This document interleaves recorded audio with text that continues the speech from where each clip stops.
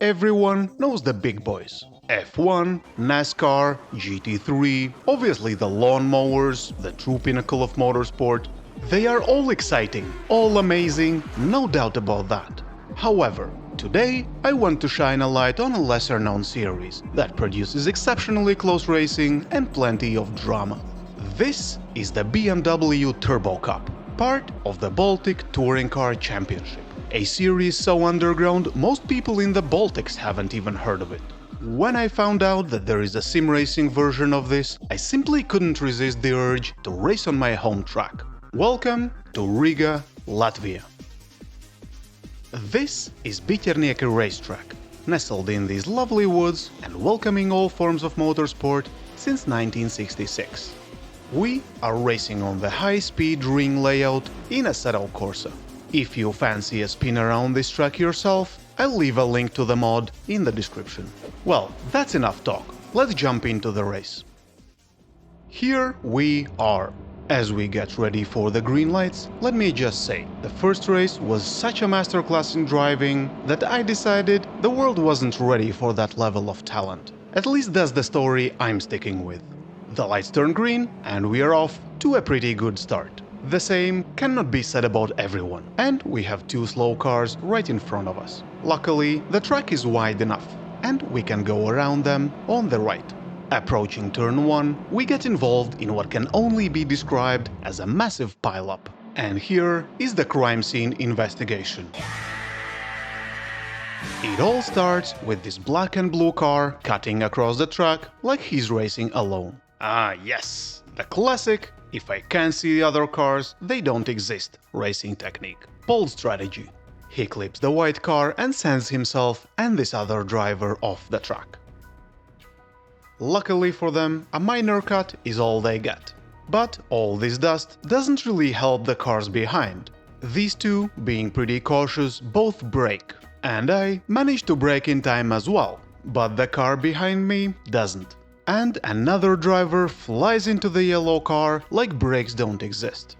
All of this leads to multiple cars spinning. But luckily for us, we skirt by on the right, staying in the race. In the hairpin, as is not uncommon here, a yellow car gets rear-ended and spins, granting us another position. On the straight, everyone finally forms a nice single file, because this next turn is very tricky. There are many ways to take it wrong, as you will see throughout this race. And every time you do take it wrong, there is a lot of time lost on the following straight. We see some cars fighting in the front, and it's very common for this race, and this series in general. You see, the cars are all the same, and they are not exceptionally fast either. That leads to very close racing and constant fights for position. This proves true immediately, as I get a good run on this green car. We have the inside line for the next corner and make a clean pass. We do lose a bit of speed taking the tighter line, and get punished for it by the car behind us. Luckily, we keep it together, and we're already up in P12. These final turns are quite tricky to get right as well, and we manage to close the gap on the two white cars in front. One lap in the box, let's try to survive the rest. Coming up to the hairpin, we get shunted from the rear again. This driver apparently attended the "brakes are optional" school of motorsport, and they are really getting their money's worth today. Fortunately for us, it works like a little bit of a bum draft. And as Mr. No Brakes falls behind, we've gotten very close to the car in front. At this point, sky's the limit.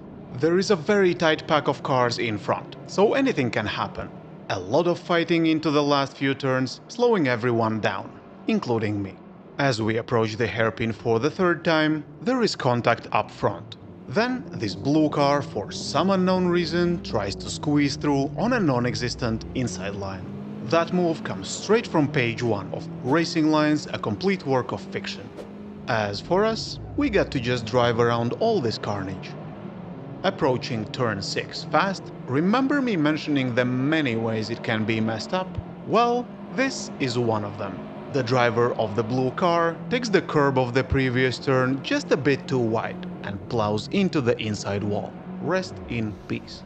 These next two corners were my weak spot. I never found a way to carry much speed through here, and it shows. After losing a ton of time in turn 8, I take an embarrassingly narrow entry into turn 9 and plant the car in the wall. That wall was clearly not placed according to regulation, so I have taken upon myself to file a formal complaint. I get some much needed off-road experience and lose a bunch of positions in the process.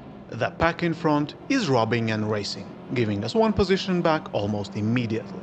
On the front straight, there is a fight happening ahead, so we're happy to close the gap. Zooming out, you can really appreciate how close the racing is, even in this back of the pack group. Turn 9, my Achilles heel again. Foolishly, I dream about taking the inside, but all it does is make me take a narrow entry into this corner again. Losing a lot of speed, we're approaching a tight series of corners. Thankfully, the driver of this green car has some common sense and decides against sending it on the inside and wiping us both out. In the hairpin, he unfortunately takes a bit of a wide line and gets two wheels on the gravel, and that usually leads to bad outcomes. Fast forward to my favorite turn, turn 6, and we get another lesson on what not to do. This time, I brush the grass, take a tight entry line, and go too wide on the exit. Someone else is already chilling in the gravel, and as we slide past them, all that hard work on catching up to the car ahead has gone down the drain. We get a lucky break though, as these two cars just can't fit in the same corner, and the black car spins. In the hairpin, a white BMW repeats a mistake we've seen before. He just touches the gravel and spins off the track, giving us another easy position. A few bad lines later, another driver has caught up with us, and the nerves do their part. Here is another example of how not to take turn 6.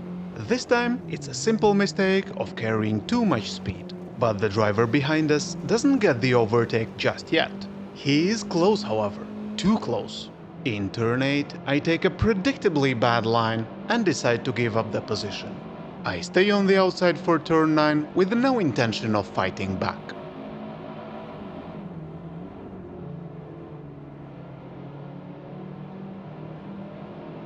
With all of these mistakes, there's another driver who senses an opportunity and gets very close. I take too much curb on the final turn and lose speed. Time to defend. Now, the inside line in the first two turns has rarely gone well for me, but luckily it does this time. Fast forward a lap, and for the second time in a row, our final turns have not gone too well, and we're on the defensive again. And this time it's even closer. And it's clean. Wow. Thank you, kind driver of the yellow BMW. But it's not over yet. We're still side by side on the straight. And more importantly, we need to start thinking about our options for turn 6. Side by side into that corner? What are you, crazy? Well, looks like that's what's happening. Oof, a very suboptimal line, and another car capitalizes. But we have all just witnessed a miracle. Too wide through turn 6? No crash? I should buy a lottery ticket. In turn, a very bad line from the yellow car in turn 8, and we get the position back. But meanwhile, two more white cars have caught up, and the forecast says it's cloudy with a chance of serious battling for position. Entering the main straight, this time we get a great run, and pull alongside the pack leader. I don't think I've taken the first two turns properly on the outside yet. Let's see if we can make it happen. A little touch in turn 1, but nothing serious. We brake a bit early and fail to stick it on the outside. But the racing is clean and all 5 of us maintain our positions. With such a tight pack, fighting is bound to start soon. This time it's between the cars behind us. The yellow BMW is under constant attack for most of the lap, and we manage to pull away. A textbook turn 6, and we're approaching the car ahead fast. They defend on the inside, rightly so, and we go side by side. Unfortunately for us, we do make contact, and it sends us wide. 2 wheels on the gravel means we lose tons of speed. That gives the yellow car an opportunity to catch back up. In turn 9, he's thinking about the inside line, and this time I'm inclined to back off awkwardly. I like to call this cornering technique a panicked gazelle on ice. Now, we're on the final lap, and the race has been intense. There's a car not far behind me, but I'm not too worried. The final sector of the track has typically been my strong suit, but not this time. With only a few corners to go, I get into a massive slide on turn 11. The car grips up on the exit and I understeer right into the gravel pit. Now I'm thinking, I've just dipped 2 wheels in the dirt. No big deal, right? Wrong! As the curb ends, there is some sacred geometry I missed in the driver briefing. There seems to be a small ditch I've dipped in, and the car starts flying. Fireworks and all. Unfortunately for the poor soul behind me, I am now an unguided missile. And newsflash, brakes are completely useless when you're airborne. So we spin into the grass and have a lovely picnic, while we wait for a safe time to get back onto the track and finish our race.